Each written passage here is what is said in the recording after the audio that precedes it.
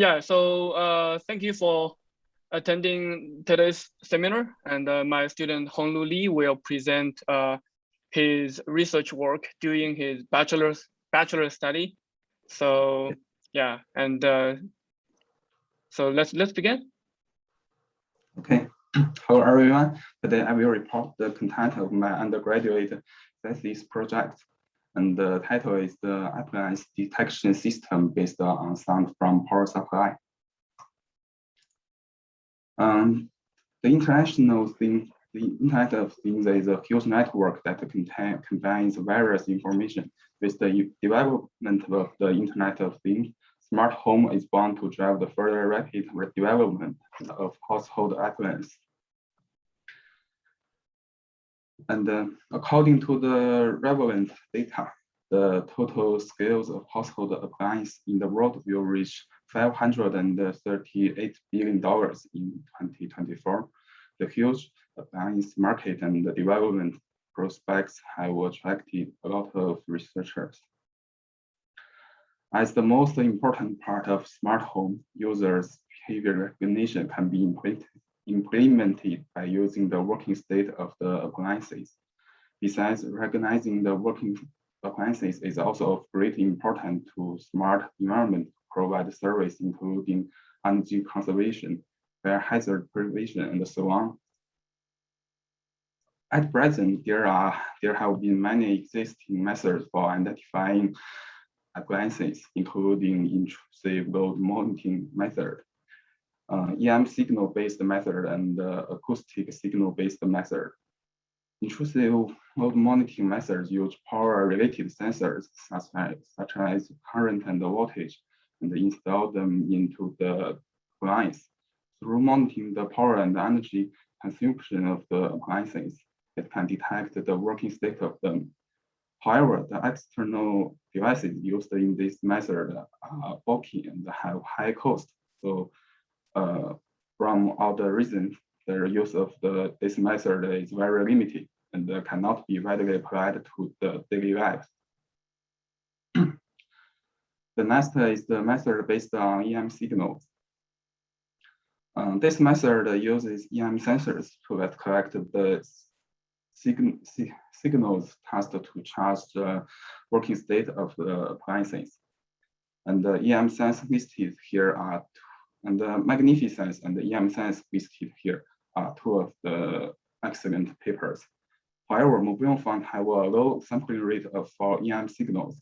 And so in this method, additional wearable devices are needed. You can see from the picture, the magnificence and the EM sense all need another wearable device. And when the user uses these devices, they have to be close to the surface of the appliance.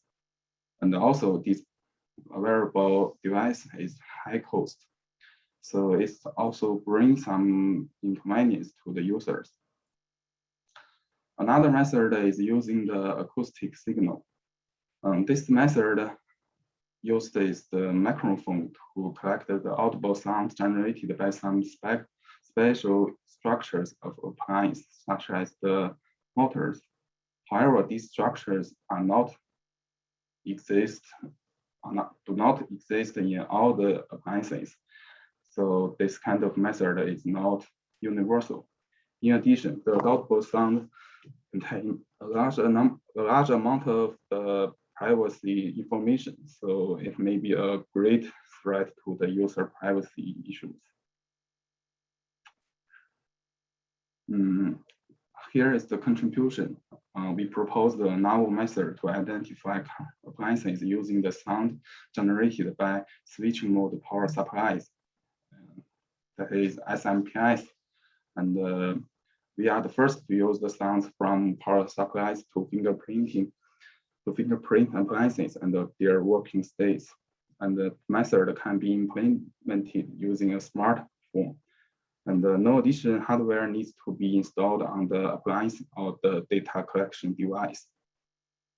The method has strong universality. According to the relevant research, the proportion of SMPS will reach 72.3% in 2024, and the cost is low. There is no need for expensive devices. And also the method can realize the contactless identification and has a high accuracy. The classification of F1 score can reach 0.95. The next is the background. First is the principle of SMPS. SMPS uses a switching element to transform the incoming power supply into a positive voltage, which is then turned using capacitors, inductors, and transformer and other elements. The typical buck boost switching regulator procedure can be described in the figure. In the basic circuit configuration, contains a drive circuit that keeps the output voltage as close to the desired level as possible, and a diode D, an inductor L, and a smoothing capacitor C. The switching transistor TR can be turned on or off. When TR is closed, the voltage across the inductor is equal to the supply voltage, and the diode D is reverse biased. In this stage, the inductor accumulates energy from the input supply, and the capacitor supplies energy to the load. When the transistor switch is open, the diode becomes forward biased, and the energy previously stored in the inductor is transformed to the capacitor and the load. The result is that the magnitude of the inverted output voltage can be greater than or smaller than or equal to the input voltage based on the duty cycle. Repeating the on and off operation at high speeds makes it possible to supply steady voltage with less heat generation. And at the same time, when different, first basing on above analysis, when the load changes, SMPS continuously turns switching transistor on and off to output steady and higher voltage. And the switching frequency of the switching power supply is generally in the range of 20,000 Hertz to 6 million Hertz, which will generate a high frequency alternating current and then produce a strong alternating magnetic field. Take the inductor as an example. Under the influence of alternating magnetic fields, the shape of its magnetic core will change slightly, which leads to the vibration sound as shown in the first figure. And at the same time, when different magnetic cores inside the inductors are magnetized, they attract each other under the effect of magnetic force, causing the vibration of the resulting materials of the guide, as shown in the second figure. Because the force generated by the alternating magnetic field is periodic, the vibration of these structures is also periodic, resulting sound signals. We refer to this sound as high frequency sound. The similar phenomenon is also with the capacitor and the transformer. To verify the source of the high frequency sound of SMPS, a microphone is used to scan the SMPS components. It can be seen from the first picture that there are many sound sources in the SMPS, including capacitor, inductor, and the transformer. And the sound signal emitted by inductor is the highest. And to verify the relationship between magnetic force and the human sound, we measure both the electromagnetic induction, it is the EMI, and the sounds around the appliance and their power supplies. And the result is shown in the second figure. The red point are the data from the power supplies, and the blue are from the other parts of the appliances. From the figure, we can see the sound strength near the SMPS is proportional to the EMI, which supports the explanation that the high frequency sound are caused by the alternating magnetic field. And the EMIs, which were not collected around the power supplies were usually weak, and therefore only power supplies generate loud sound. In the preliminary study, we have researched the 3 questions. The first one is whether common appliances can generate high-frequency sound. We visualized the sounds of 8 common appliances. As seen in the figure, the 8 appliances can all generate detectable high-frequency sound. And the sounds are very different. Some high-frequency sounds are mainly concentrated in one frequency, while others will produce different frequencies and different intensity. It's because that different appliances have different recurring voltage and currents, since resulting in different frequency of adapters and finally leading to the imparity of sound.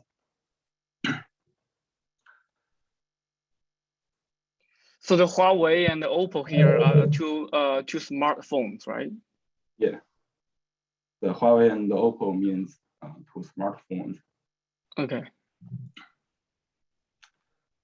And the second question is which has a greater effect to the sound, the type of appliances or the type of the SMPS. The L1 to L5 represent 5 different brands of lamps.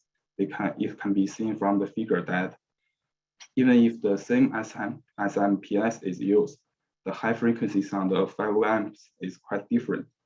And the A1 to A5 represent 5 different SMPS.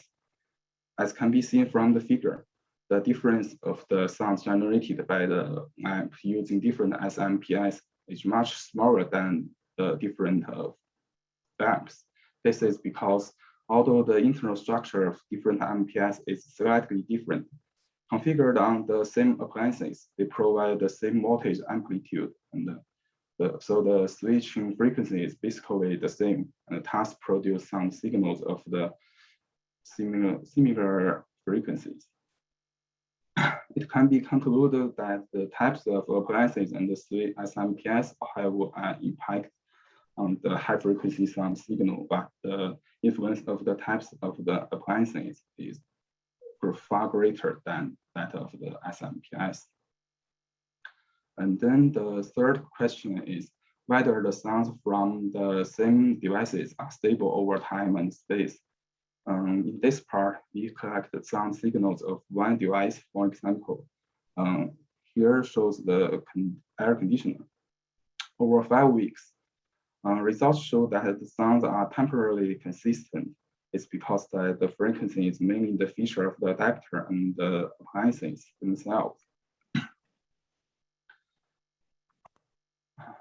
We have shown that the appliances generally generate unique high-frequency human sounds, and which is stable over time. However, to use the sounds to identify appliances, we still need to address the following issues. First, the sound strength degrades quickly over distance. We propose the SNR boosting scheme to increase the SNR of the sound for longer detection range and higher resonation accuracy. Second, many appliances can work currently, and their sounds can be linear superposed.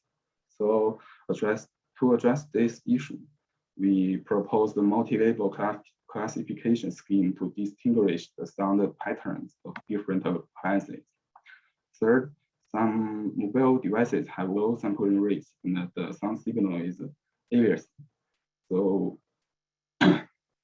we propose the low sampling rate scheme to solve this problem. Here is the framework of the whole system. You can see the system contains 3 parts: the SNR boosting scheme, the multi-label classification scheme, and the low sampling rate scheme. First, we use a microphone to continuously capture sounds. For the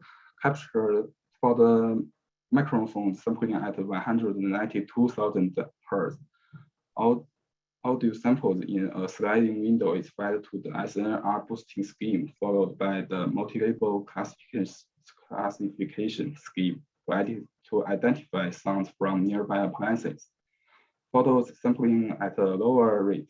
For example, the 48,000 Hertz or the 96,000 Hertz, it requires an additional training phase where we can learn a denoising model using the ground truth sound sampled at 192,000 Hertz. Then we can use the learned denoising model to decompose the aliasing sound from the environmental noises and feed them for classification.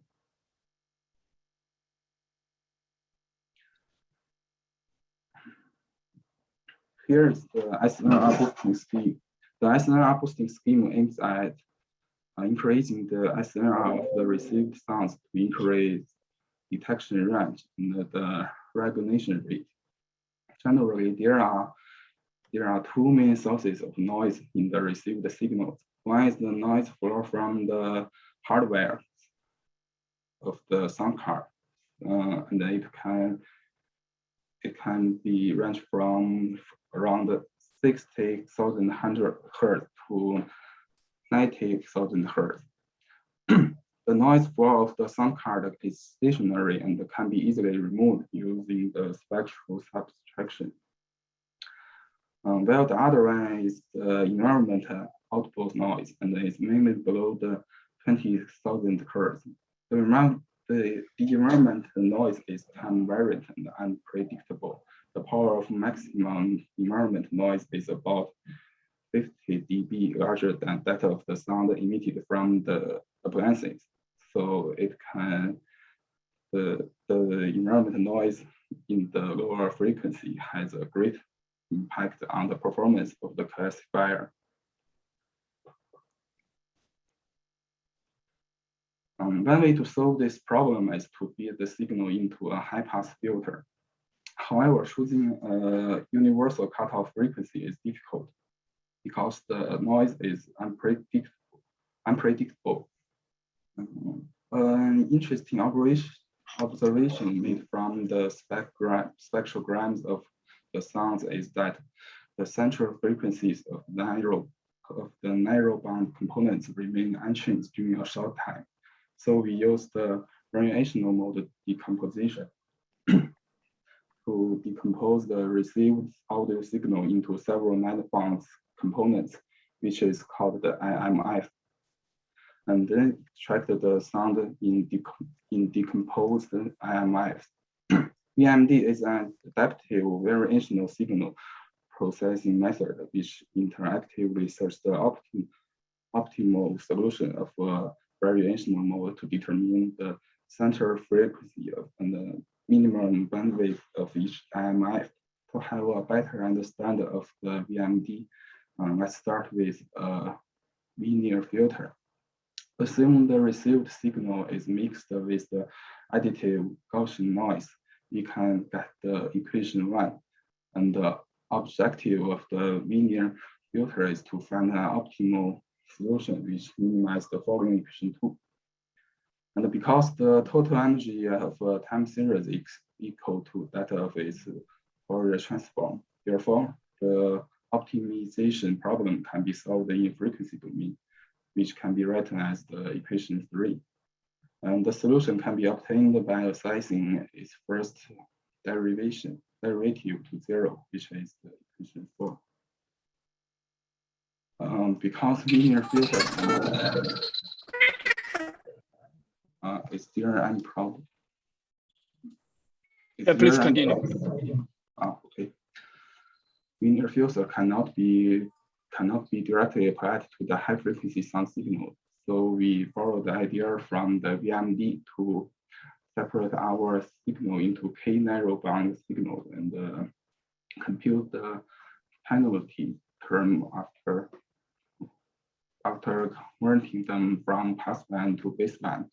And the optimization objective in frequency domain becomes the equation 5 to improve the fidelity of the reconstructed signal.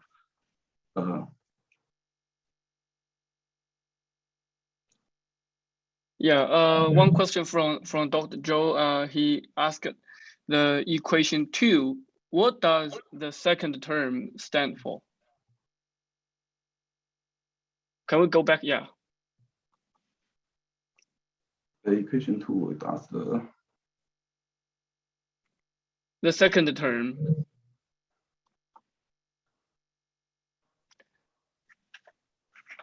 I think the alpha, right? The alpha beginning with the alpha. The alpha is the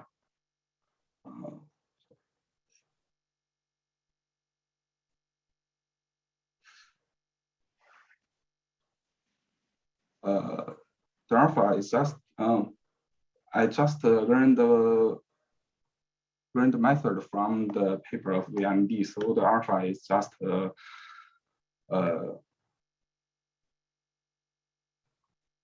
don't know how to say.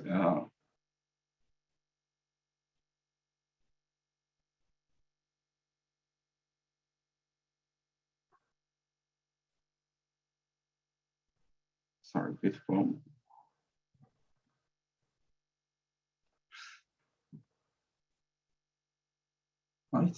It should be just a parameter to regulate the equation.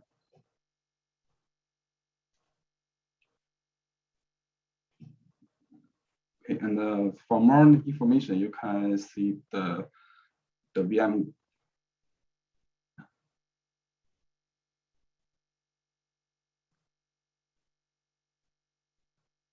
The second term means the objective. It means if we want to get the optimal solution using the linear filter, we have to let the received frequency f0 and we guide the frequency f to minimize their subtraction.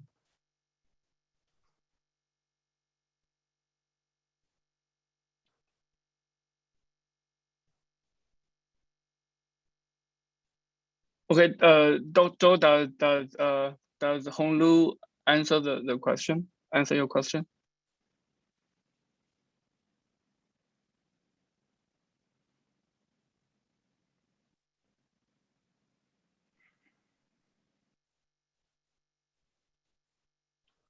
Okay, yeah.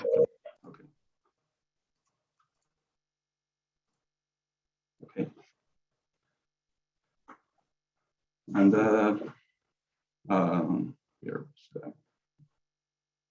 So we borrowed the idea from the VMD to separate our signal into k narrow band signals and compute the naivety term after converting them from passband to baseband. And then the optimization objective in the frequency domain can become the equation 5. And to improve the fidelity of the reconstructed signal, restriction is added. First, the final optimization model becomes the equation 6. Let's continue. Here's the conclusion of the SNR boosting scheme. First, the K and the alpha should be jointly tuned to achieve the best decomposition performance. And the larger the alpha is, the narrower the bandwidth of each IMF should be. So in our experiment, we set the K equal to 40 and the omega CK is uniformly initialized. So the central frequency difference between each two initial modes is 2.4 thousand hertz, which can ensure the capability of the extracting weak periodic signal. Moreover, we set alpha to a large value, which can have a strict restriction on the bandwidth of each mode. Maybe this can answer the Dr. Zhou's question. And here is the denoising effect in the figure. Okay, and sorry, I forgot to translate this to English. in practice, the high frequency sound signals of the appliances working at the same time will be linear superimposed in the frequency domain. The figure shows high frequency sound signal generated by lamps, monitors, and the routers, and their linear superpositions. The first figure is the sound from the lamps. The second is the monitor. The third is the router, and the fourth figure is the lamp and the monitor linear superposition, and the 5 and the 6 is the other superposition. So to solve this problem, we proposed a multi-label classification scheme based on the Cascade 2D TCN. And this scheme contains 3 parts. The first part is the data augmentation. The second part is the multi-label appliance classification. And the third part is the multi-class working state classification. First one is the data augmentation. There are so many combinations of overlapping appliances, and it's hard to collect array combinations to distinguish these appliances. So to solve this problem, data augmentation was proposed to generate these combinations and enhance the performance of the classifiers. The process is described as follows. We randomly choose n appliances and combine the sounds of them. The combined sounds are labeled with all the n appliances names and repeat this procedure many times. And the second part is the TCN. To classify appliances and their working state, we use a Cascade 2D TCN. First, because of the high sampling rate, we exploit the daily convolution in TCN, which use exponentially increasing convolution kernel sizes to greatly improve the computational efficiency without losing the accuracy. Second, because the bandwidth of the human sounds are usually narrow and stable, and the TCN kernels can effectively use the locality in the sound spectrogram and learn the desired features. We treat the appliance recognition as a multi-label classification problem based on the following considerations. First, the strategy can reduce the training data scale. For array appliance, the problem is simplified as a binary classification problem, so we don't have to collect the overlapping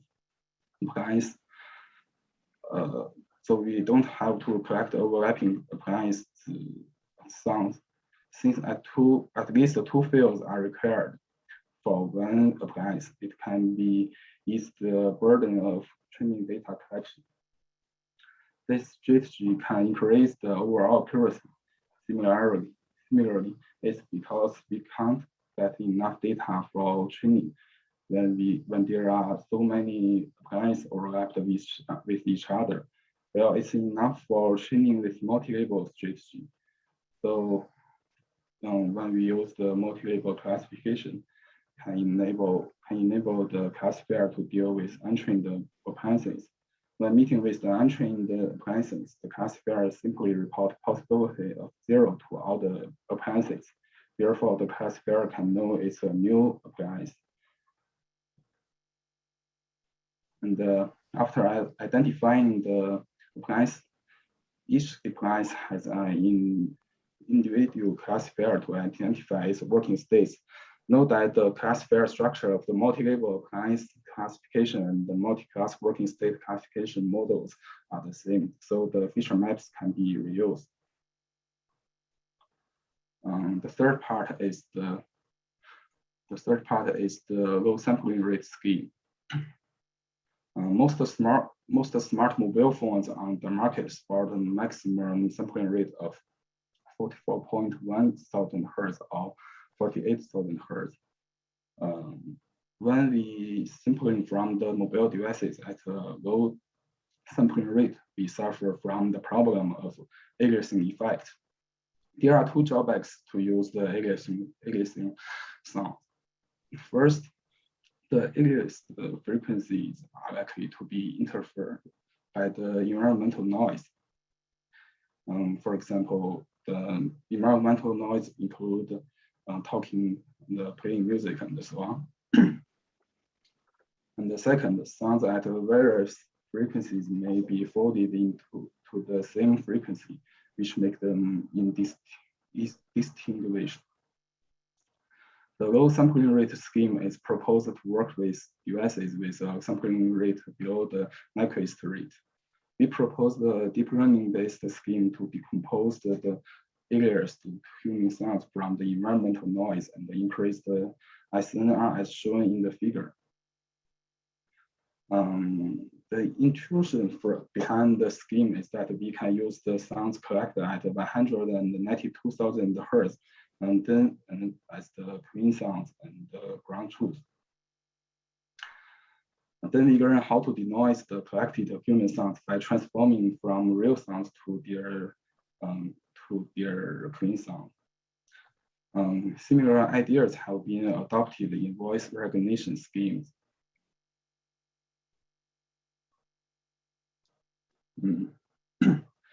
Here we employ a CNN BRSTM model to learn the transformation from the real sounds to the simulated clean sounds described above. As for the collected human sounds, let X be the noise zero spectrogram and Y is its corresponding target spectrogram, where T is the time of the spectrogram and D is the frequency bins in each frame. Assuming that there are n pair of rows and target spectrograms, then the problem can be formulated as the equation.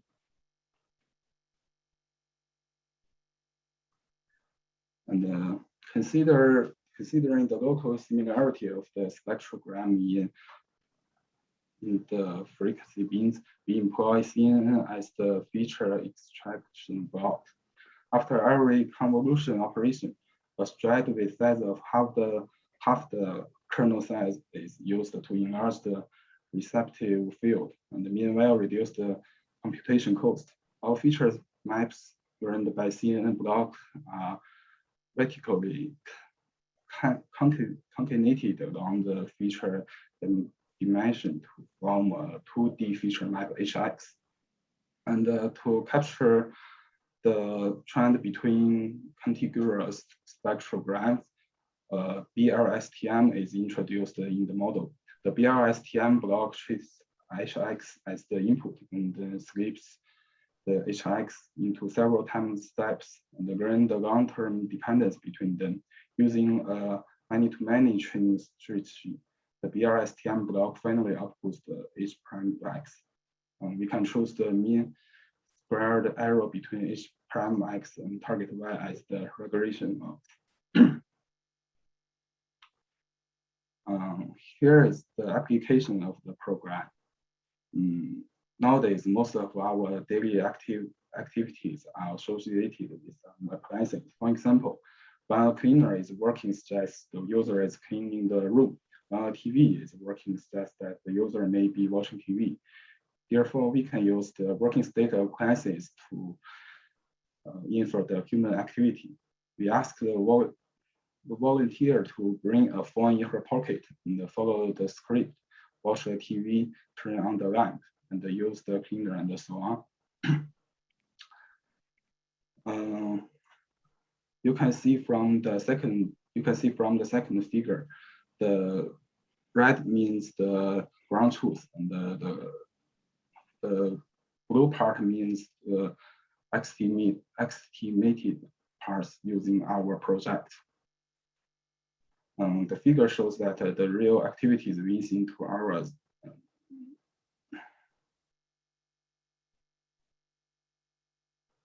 And here is the two scenario.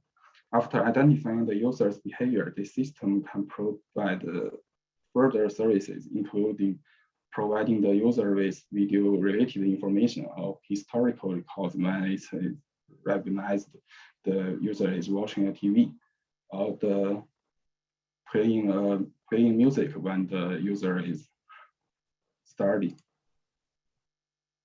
The next part is the experiment setup. First part is the data collection. Here shows the device we used in the experiment and the data collection scenario.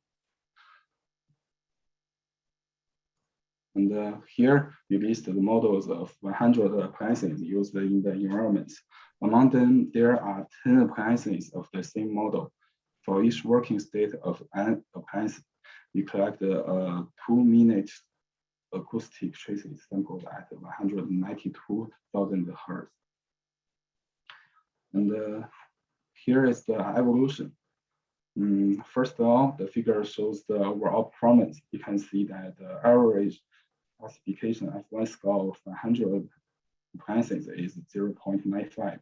And we can evaluate the performance of the proposed Cascade 2D DCN classifier against other common classifiers. For example, the logistic regression, SVM, RF, CNN, LSTM, and FCN. You can see the proposed Cascade 2D TCN achieves the best F1 score. It's about 0.95 and outperforms other methods by 12% to 45%. And besides, the Cascade TCN achieves small variance in F1 score, which suggests the method is stable in regard to the appliance classification problem. And the next part is the performance of the SNR boosting scheme. We evaluated the effectiveness of the proposed SNR boosting scheme by collecting data at different distance ranging from 5 centimeters to 500 centimeters away from the target appliance.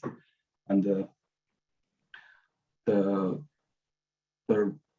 red part means using the SNR boosting, and the blue part means we don't use the SNR boosting.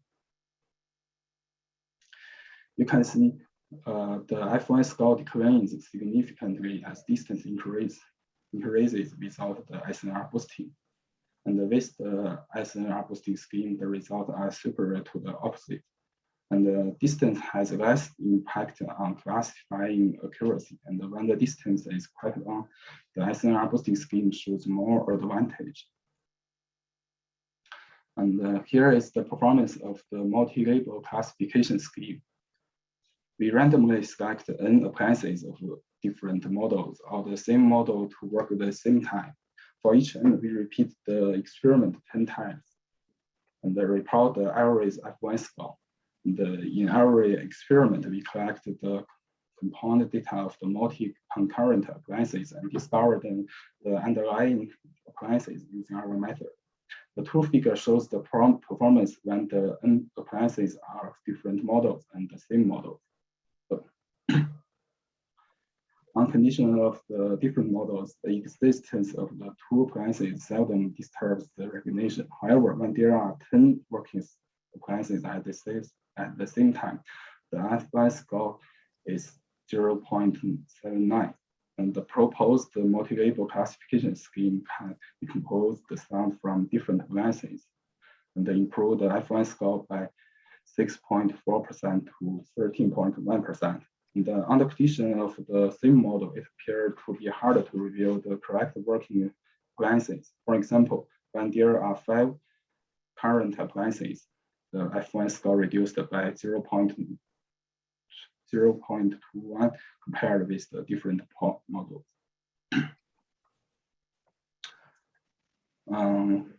Here is the promise of the low sampling rate scheme. We've collected data on 2 different platforms with different sample rate.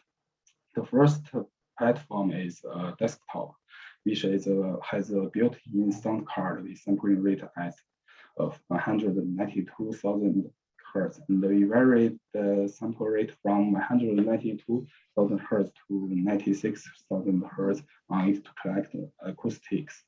Another is a mobile phone with a sample rate of 48,000 Hz.